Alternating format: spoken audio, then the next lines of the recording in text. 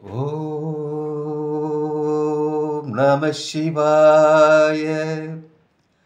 ஓம் நம சிவாய.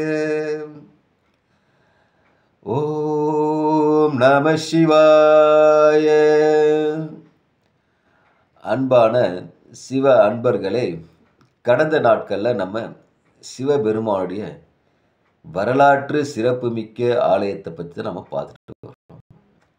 அந்த வகையில் நம்ம இன்னைக்கு பார்க்க போகிற ஒரு ஆலயமும் ஒரு வரலாற்று சிறப்புமிக்க ஆலயம் தான். இந்த ஆலயம் எங்கே இருக்குன்னு பார்த்தீங்கன்னாக்கா, தமிழ்நாட்டில் கடலூர் மாவட்டத்தில் ஓமாம்புலியூர் என்ற ஊரில் இந்த ஆலயம் அமையப்பட்டுள்ளது. இங்கே இறைவன் பார்த்தீங்கன்னா பிரணவ விக்ரபுரீஸ்வரர். பிரணவ விக்ரபுரீஸ்வரர் நமக்கு விளங்குறாரு. துயர் துடைத்த ஈஸ்வரன் நமக்கு காட்சியளிக்கிறாங்க. இங்கே இரண்டு நாமத்தில் சிவபுரம் நமக்கு காட்சியளிக்கிறாங்க. தாயார் பார்த்தீங்கன்னா பூங்கொடி, தலவிருட்சம் இலந்தை, தீர்த்தம் பார்த்தீங்கன்னா கொள்ளிட தீர்த்தம். இங்கே யாரெல்லாம் வழிபட்டுறா பார்த்தீங்கன்னாக்கா, புலிக்கால் முனிவர், வியாக்கிரபாதர், அம்பிகை, திருநாவுக்கரசர், சம்பந்தர், இவங்கெல்லாம் வந்து இங்கே வழிபட்டுருக்காங்க. இங்கே இருக்கிற லிங்கம் பார்த்தீங்கன்னாக்கா சுயம்பு லிங்கமாக இறைவன் நமக்கு காட்சியளிக்கிறாரு.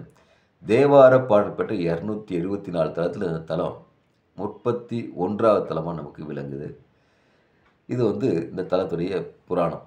இந்த பிரணவ விக்ரபுரீஸ்வரர் எப்படி வந்துச்சு பார்த்தீங்கன்னாக்கா, பார்வதி தேவிக்கு இந்த ஓம் என்ற பிரணவ மந்திரத்துடைய முழு விளக்கம் தெரிஞ்சுக்க ஆவல் ஏற்படுது. இந்த ஆவலை யார்கிட்ட சொன்னால் இதுக்கான விளக்கம் முழுசாக கிடைக்கும்னு சொல்லிட்டு யோசிக்கிறாங்க. தன்னுடைய கணவரோட சிவபெருமான்ட்டு கேட்கலான்னு சொல்லிட்டு முடிவு பண்ணுறாங்க. சிவபெருமான்ட்ட போயிட்டு ஓம் என்ற பிரணவ மந்திரோட முழு விளக்கத்தை உபதேசிமாட்டு கேட்குறாங்க. சரி, பார்வதி தேவி கேட்டதுக்கப்புறம் மறுப்பு சொல்ல முடியாட்டு சிவபெருமான் அது ஓம் என்ற பிரணவ மந்திரத்துடைய முழு விளக்கத்தை சிவபெருமான் உபதேசமாக சொல்லிட்டு இருக்கிறார். அப்படி உபதேசமாக சொல்லிக்கிட்டு இருக்கும்போது பார்வதி கவனம் சிதறி கேட்க தவறுறாங்க. வேற எங்கேயும் சிந்தனை சிதற உடனே சிவபெருமானுக்கு கோபம் வந்தது. கோபத்திற்கான அவர் பார்வதி தேவியை சபிக்கிறார். நீ பூலோகத்தில் சென்று இங்கே இருக்கிற இறைவனை இங்கே இருக்கிற தலத்தை வணங்கிட்டு அங்கே பிரணவ மதத்தை வந்து உனக்கு தட்சிணாமூர்த்தி, குரு தட்சிணாமூர்த்தியை நான் வந்து உனக்கு உபதேசம் செய்கிறேன். அதற்கு அப்போ தான் உனக்கு மோட்சம் கிடைக்கும். நீ அதுக்கப்புறம் என் கூட வந்து சேர்ந்துடலாம் சொல்லிட்டு சாபிக்கிறாரு.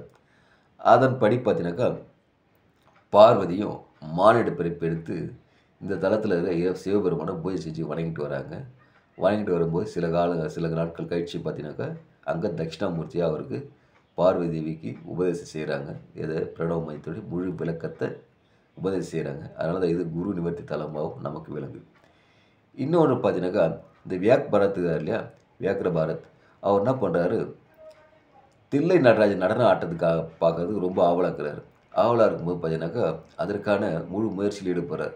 நடராஜனுடைய ஆனந்த தாண்டவத்தை பார்க்கணுன்ட்டு. அதற்கு இந்த ஓமாம்புலியூர் வந்து தான் இங்கே இருக்கிற சுயம்பு மூர்த்தியை வணங்கி அதுக்கப்புறம் அவர்கிட்ட அருளாசி பெற்று தான் வந்து வியாக்கிரபுரி முடியாது பார்த்தீங்கன்னாக்கா ஆனந்த தாண்டவத்தை பார்த்துருக்காரு சிவபெருமான்ட்ட.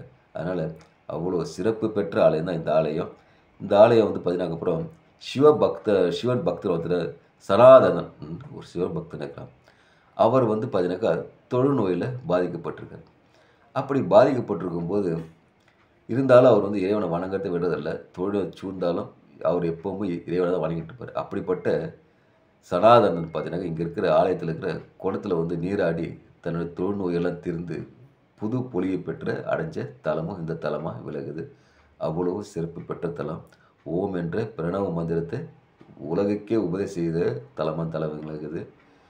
குரு தலமாகவும் குரு தட்சிணாமூர்த்தியும் தலமாகவும் தலம் விளங்குது. அதனால் இவ்வளோ சிறப்பு பெற்ற ஆலயத்தை ஒரு முறையாச்சும் வாழ்க்கையில் சென்று போய் அங்கே இருக்கிற பிரணவ விக்ரபுரீஸ்வரையும் துயர் திரத்த ஈஸ்வரையும் பூங்கொடி அன்னையும் வணங்கி எல்லாம் வல்ல ஈசனர் பெற்று இன்புற்று வாழ்க. ஓம் நமச்சிவாய. ஓம் நமச்சிவாய. ஓம் நமச்சிவாய. அன்பையே விதைப்போம், அன்பையே அறுவடை செய்வோம். ஓம் நமச்சிவாய.